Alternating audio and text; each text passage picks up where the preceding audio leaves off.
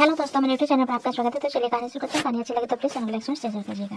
एकांश ने थोड़ा हैरान होते हुए पूछा, लोनावाला? वो लोनावाला में क्या कर रही है? अभ्यक्त ने जवाब में कहा, इससे कोई मतलब नहीं है, तुम बस जाओ और उसे लेकर आओ। अभ्यक्त की बात पर एकांश ने बिना कुछ कहे कॉल कट कर दिया और गाड़ी लोनावाला रोड की तरफ भगा दिया। दूसरी तरफ अनुवेद बेसब्री से अनमोल के सामने बैठा हुआ था, जो फोन पर किसी से बात कर रहा था। अनुवेद अनमोल के कॉल छोड़ जाने का वेट कर रहा था। अनमोल ने अनुवेद के चेहरे को बेसब्री को देखते हुए कॉल कट किया। अनुवेद से कहा, what's wrong with your face expressions?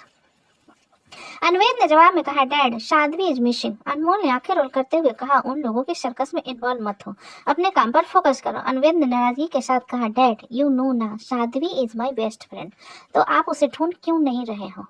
अनमोल ने फाइल उठाकर पढ़ते हुए कहा, मृत्युंजय के बहुत कनेक्शन है, वो अपनी भांजी को ढूंढ लेंगे, तुम्हें अपना बीपी लो करने की जरूरत नहीं है। अनुवेद ने मुंह बनाते हुए कहा, क्यों, क्या हम अपनी तरफ से कोशिश नहीं कर सकते?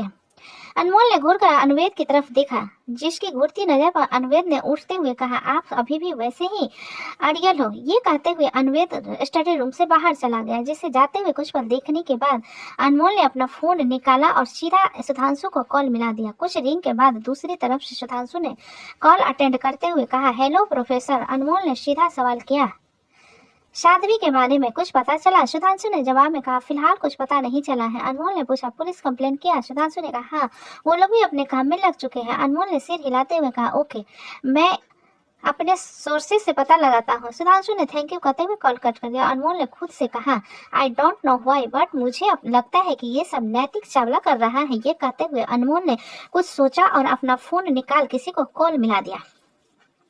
दूसरी तरफ से कॉल अटेंड हुआ तब अनमोल ने कहा, major have investigated a man named Naitik Chawla, who is a citizen of Russia. He was born there, but his parents belong to Haryana, India, in which his father's name is Karan Chawla. दूसरी तरफ से major ने okay कहकर call cut कर दिया, जिसके call cut करने के बाद अनमोल ने खुद से कहा, जितनी जरूरत थी कर लिया, अब बाकी देखते हैं क्या होता है। इतना कहकर अनमोल अपने काम में लग गया। वहीं दूसरी तरफ रात के वक्त लोनावाला में साध्वी घर में अकेली थी। उसके हाथ में नैतिक ने हथकड़ी बांधकर बिस्तर से जोड़ दिया था, जिस कारण वो अपने हाथ को छुड़ाने की कोशिश करके थक गई थी और इस वक्त नैतिक काम के सिलसिले में बाहर गया था। साध्वी ने अपने पैर को हिलाने की कोशिश की।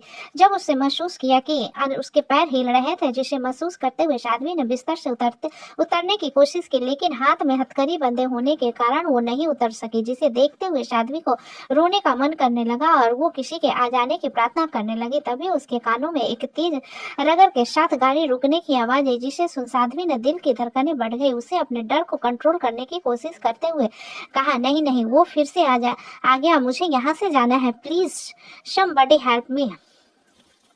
ये कहते हुए साध्वी की आंखों से आंसू उसके गाल पर बह गए। जब कमरे का दरवाजा खुला, साध्वी ने उस तरफ देखा जहां हाथों में एक पार्सल पकड़े नैतिक खड़ा हुआ था। नैतिक को देख साध्वी की रही सही उम्मीद भी टूट गई और चुपचाप बैठी रही, जिसे देखते हुए नैतिक ने कहा, स्नोपी, मैं तुम्हारे लिए डिनर लाया हूँ। साध्वी ने नैतिक की बात का कोई जवाब नहीं दिया और चुपचाप बैठी रही, जिसे देखते हुए नैतिक ने प्लेट में डिनर निकाला और साध्वी के सामने आकर कहा, पता है मुझसे नाराजगी है, लेकिन खाने से क्या दिक्कत है, चलो खाना खा लो। साध्वी ने गुस्से से नैतिक को घूरते हुए कहा, इसमें थोड़ा सा जहर मिला दो, फिर मैं आराम से खा लूंगी। नैतिक ने कुछ पल साध्वी को देखा और प्लेट लैंप टेबल पर रख रोटी का जबरे को पकड़ उसके मुंह में ठूसते हुए कहा, मुझे ज्यादा नाटक करने वाले लोग नहीं पसंद। साध्वी ने गुस्से से नैतिक की तरफ देखा और रोटी को खा लिया, क्योंकि उसे खाने का अपमान करना नहीं पसंद था, जिसे देखते हुए नैतिक ने मुस्कुरा कर कहा, सी, तुमने कितने अच्छे से खा लिया, तुम्हें अच्छा लगा? साध्वी ने नैतिक की बात सुन कहा, नैतिक, तुम जो कर रहे हो बिल्कुल सही नहीं है, मैं चाहकर भी तुम्हें पसंद नहीं कर सकती, क्योंकि तुम्हारी शक्ल देखते ही मुझे वो सब याद आता है जो तुमने किया। नैतिक ने साध्वी की बात सुन उसे रोटी खिलाते हुए कहा, सब तुम्हें पाने के लिए किया है स्नोबी, सो डोंट वरी। ये कहते हुए नैतिक ने फिर से साध्वी को जबरदस्ती रोटी खिलाई और पूरा खिलाने के बाद उसे पानी पिलाया। तुम चाहे मुझे कितना भी बड़ा विलन क्यों ना समझो, मैं तुमसे प्यार करता हूँ। साध्वी ने नैतिक को देख व्यंग भरी मुस्कान के साथ कहा, ओह, लेकिन तुम्हारे प्यार का क्या फायदा जो सिर्फ चार दीवारी में दिखता है, पब्लिक में तुम बोलने लायक नहीं रहते। नैतिक ने साध्वी की मुस्कान पर कुछ पल उसे देखा और कहा, दरअसल बात यह है कि मैं कुत्तों के मुंह लगना पसंद नहीं करता। साध्वी ने नैतिक की बात पर मुस्कुराते हुए कहा, oh, does that mean your dad is a dog? जिसकी बात सुन नैतिक ने एक तमाचा साध्वी के गाल पर मार दिया और अचानक नैतिक के मारने पर साध्वी के कान एक पल के लिए सुन्न रह गए और उसके आंख के कोने के आंसू उसके नाक पर बहते हुए नीचे गिरे, जिसे देख नैतिक ने एकदम से साध्वी के चेहरे को पकड़ते हुए कहा, I am sorry but it's your fault, you use the wrong word. मुझे माफ कर दो सुनोवी प्लीज। साध्वी ने नजर उठाकर नैतिक की तरफ नहीं देखा और अपना चेहरा उसके हाथों से छुड़ाने की कोशिश करते हुए कहा, छोड़ो मुझे। नैतिक ने साध्वी के चेहरे को पकड़े हुए कहा, है सुनोवी please listen to me, I am really sorry. Sadhvi ने नैतिक की तरफ एक नजर भी नहीं देखा और कहा, माफ किया, छोड़ो मुझे। इतना कहकर साध्वी ने एक हाथ से नैतिक के हाथ को झटक दिया, जिस हाथ को नैतिक ने देखा और साध्वी के गाल को सहलाते हुए कहा, बहुत जोर से लगी क्या? साध्वी ने नैतिक के गाल पर उल्टा हाथ तमाचा मारा, जिससे नैतिक का चेहरा एक तरफ झुक गया और साध्वी ने चिल्लाते हुए कहा, पता चला दर्द हुआ या नहीं? नैतिक ने अपनी मुट्ठी भींच ली और साध्वी को घूरते हुए कहा, how dare you to slap me? साध्वी ने आंखें सिकराते हुए, क्यों तुम्हारा ईगो हर्ट हो गया? नैतिक ने साध्वी के गले को कसकर पकड़ते हुए कहा, You got Daman it. You said my dad is dog. That's why I will slap you. और तुमने मुझे खुद को सर्टिफाइड करने के लिए थप्पड़ मारा। साध्वी ने बिना किसी विरोध के नैतिक की आंखों में आंखें डालकर कहा, और तुमने क्या कहा? कुत्तों के मुंह नहीं लगते, इसलिए जब तुम्हारे फादर सब लोगों के सामने मेरे फादर की इंसल्ट कर रहे थे तो मुंह बंद करके खड़े थे, क्योंकि तुम अपने फादर को कुत्ता समझ रहे थे। नैतिक ने साध्वी के गले पर अपनी पकड़ और मजबूत करते हुए कहा, तुम?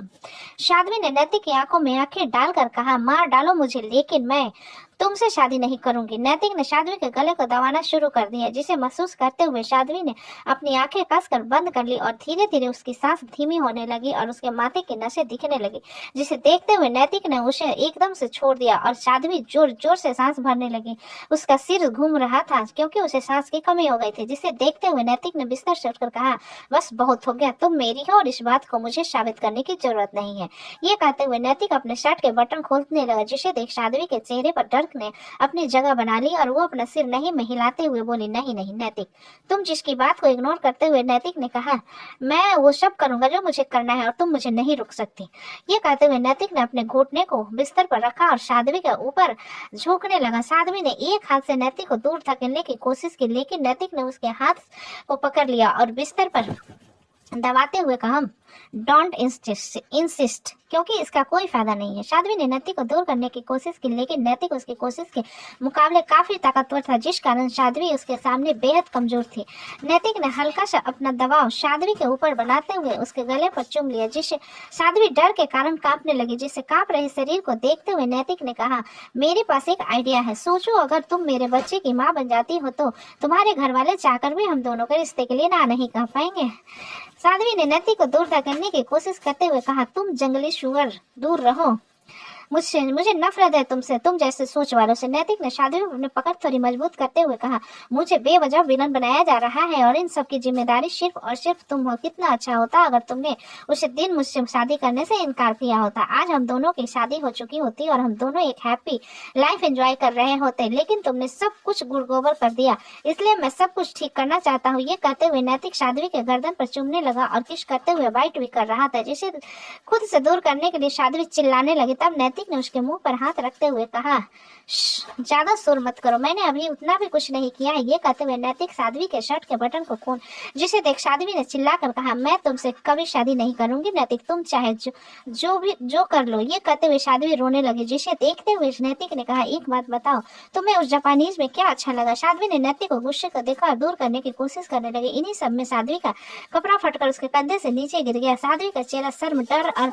घबराहट में पूरी तरह लाल हो गया, तो उसकी आंखों से आंसू उसके गाल पर गिर रहे थे। तभी उनके कमरे का दरवाजा एकदम से खुला। नैतिक और साध्वी ने सिर घुमा कर देखा तो वहां पर एकांश खड़ा हुआ था। एकांश को देख साध्वी जोर से चिल्लाई, भाई। एकांश ने शन्न भरी नजरों से साध्वी की हालत को देखा और नैतिक को देखते उसका चेहरा नफरत से भर गया। उसने अपनी मुट्ठी बीसते हुए गुस्से से कहा, कमीने, मैं तुझे छोड़ूंगा नहीं। ये कहते हुए एकांश भागकर बिस्तर पर आया और नैतिक को उसके बाल से पकड़कर बिस्तर से घसीटते हुए एक जोरदार मुक्का नैतिक के नाक पर मारा, जिससे नैतिक के नाक से खून निकलने लगा। एकांश ने उसे वहां भी नहीं छोड़ा और नैतिक को बुरी तरह मारने लगा। नैतिक ने अपने बचाव में एकांश को लात मारा और उसके मुंह पर एक घुसा जड़ते हुए कहा, हम दोनों के बीच में तो हर बार क्यों आ जाता है? इस बार तो तेरा किस्सा ही खत्म कर देता हूँ। ये कहते हुए नैतिक ने उसके पेट पर लात मारी और उसे दीवार की तरफ धकेल दिया, जिससे एकांश दीवार में टकरा गया और अपनी तरफ आ रहे नैतिक के पेट में एक लात जड़ दिया और एक जोरदार घूंसा उसके मुंह पर मारा, जिससे नैतिक पीठ के बल फर्श पर गिर गया। एकांश अपने कमर के पीछे दागे गन को निकाल नैतिक के ऊपर तानते हुए कहा, आज तेरा किस्सा ही खत्म कर देता हूँ। ये कहते हुए एकांश ने